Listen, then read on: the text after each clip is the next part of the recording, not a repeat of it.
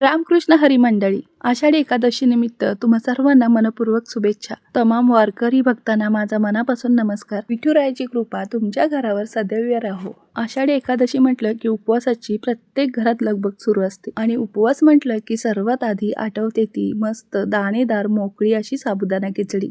आज मी तुम्हाला माझ्या घरच्या पद्धतीने साबुदाणा खिचडी कशी बनवते ते दाखवणार आहे. एकदम परफेक्ट उपवासाची साबुदाणा खिचडी तुम्हीही अशीच बनवता का? काही पदार्थ इतके सोपे असतात ना आणि विनाकारण आपण त्याला अवघड करून ठेवलेलं असतं की बसच. आता ही साबुदाणा खिचडीच बघा ना. मी तुम्हाला इतक्या सोप्या पद्धतीने सांगितली आहे ना की तुम्हाला बनवणं खूप म्हणजे खूप सोपी जाईल. म्हणजे कशी तुमची साबुदाणा खिचडी खूप कडक होत असेल, चिवट होत असेल, चिकट होत असेल तर आजची पूर्ण रेसिपी व्यवस्थित पहा. अजिबात कडक चिकट न होणारी साबुदाणा खिचडी तुम्हाला इथेच पाहायला भेटेल आणि अगदी परफेक्ट, प्रचंड सोपी वाटणारी. सर्वात आधी साबुदाणा खिचडीसाठी साबुदाणा कसा भिजवायचा. घरातील आमटीची वाटी असते ना त्या वाटीने 2 वाटी साबुदाणा मी घेतलेला आहे.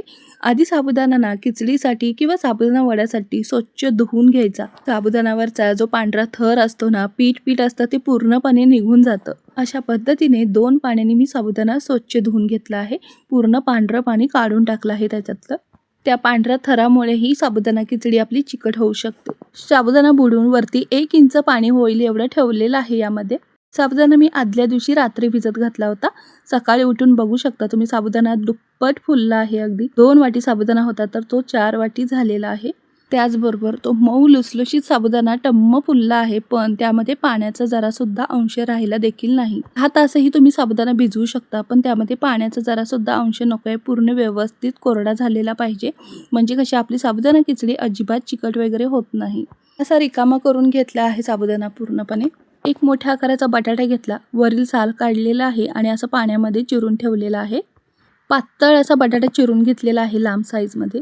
इथे मी 4 तिखटवाल्या मिरच्या घेतलेल्या आहेत आणि लांब अशा उभ्या चिरून घेतलेल्या आहेत मध्ये कट मारून. लगेचच कढईमध्ये 3 पळी तेल घातलं. तेल घातल्यानंतर छान असं तापल्यानंतर त्यामध्ये 1 चमचा होईल एवढं जिरं घातलेलं आहे. जिरं तेलामध्ये छान असं फुलल्यानंतर त्यामध्ये लगेचच आपण जो चिरून ठेवलेला कच्चा बटाटा आहे ना ते तेलामध्ये टाकणार आहोत. सगळा बटाटा पाणी निथळून मी टाकलेला आहे. काही जणी उकडलेला बटाटा घालतात, तर काही जणी असा कच्चा बटाटा घालतात. तुम्हाला जसं आवडतं तर तुम्ही त्या पद्धतीने घालू शकता.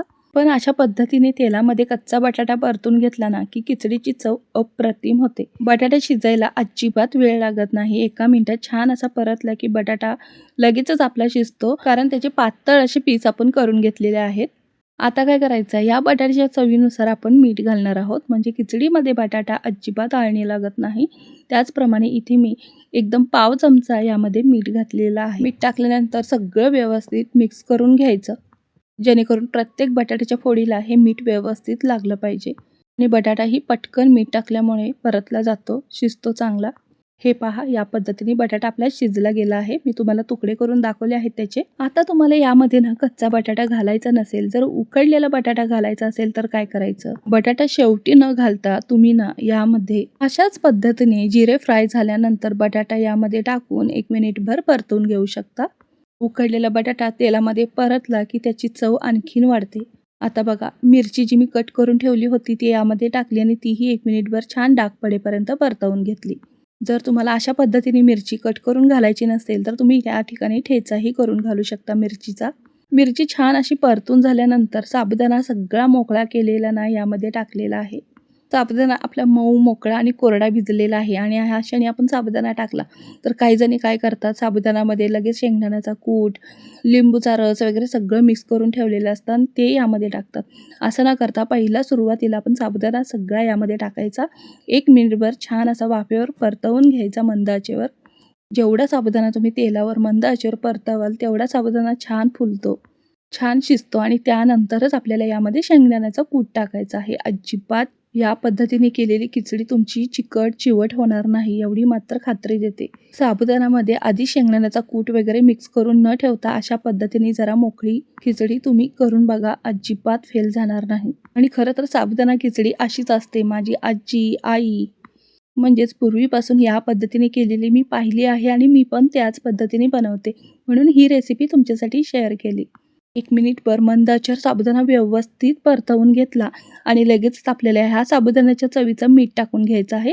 त्याचप्रमाणे 1 चमचा मी मीठ टाकलं आणि मीठ टाकल्यानंतर परत एकदा सगळं व्यवस्थित मिक्स करून घेतलं. म्हणजे कसं सगळ्या बाजूनी व्यवस्थित मीठ लागलं जातं.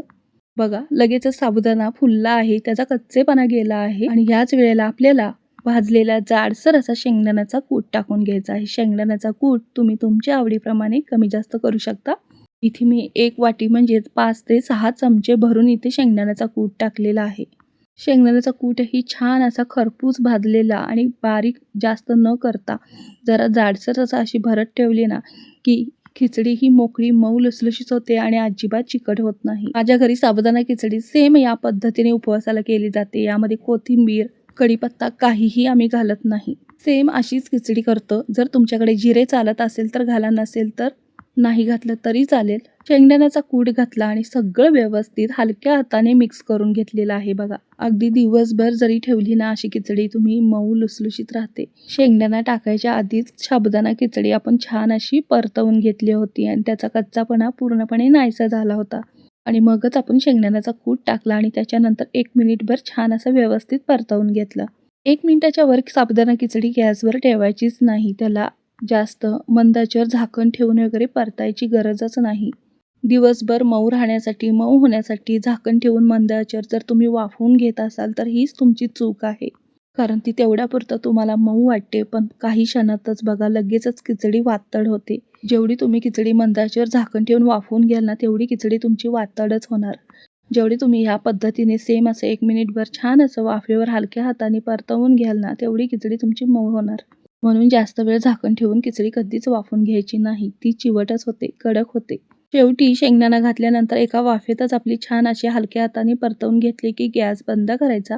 परत त्याला आच द्यायची नाही. बघू शकता अशा पद्धतीने मऊ लुसलुशीत अगदी दिवसभर खिचडी राहते. कढईचा तुम्ही तळही बघू शकता. अजिबात त्याला चिकटलं नाही किंवा असं जर साबुदाणा व्यवस्थित भिजला नाही, पाण्याचा अंश राहिला ना तर तळाशी पूर्ण असं खिचडीचा असाच तळाशी पापड तयार होतो बघा. तुमच्या लक्षात येत असेल मी काय म्हणतोय ते. जास्त पाण्याचा अंश असला की साबुदाणा खिचडी व्यवस्थित नाही भिजली की त्याचा तळाशी पापड तयार होतो. आणि हा अनुभव तुम्हाला 100% कधी ना कधीतरी आलाच असेल नक्कीच. पण इथे बघा अजिबात तळाशी काहीही चिकटलेलं नाही. अजिबात पापड वगैरे त्याचं तयार झालेलं नाही. अजिबात चिकट झाली नाही. दाणेदार मऊ लुसलुशीत अशी साबुदाणा खिचडी आपण तयार केलेली आहे. जर तुमची खिचडी बिघडत असेल तर या पद्धतीने नक्कीच तुम्हीही करून पहा. तुमची अजिबात खिचडी बिघडणार नाही याची खात्री देते. तर मंडळी तुम्हीही साबुदाणा खिचडी अशीच बनवता का? मला कमेंट करून नक्की सांगा. रेसिपी कुठून पाहताय, कोणत्या शहरातून पाहताय तेही मला सांगा. त्याचबरोबर आषाढी एकादशी निमित्त तुमचाही उपवास असतो का? आणि उपवासा दिवशी तुम्ही साबुदाणा खिचडी की वडा करताय तेही मला कमेंट करून सांगा. आणि वड्याची ही रेसिपी मी कालच शेअर केली आहे, तीही नक्की पहा. चला तर मग रामकृष्ण हरी. धन्यवाद.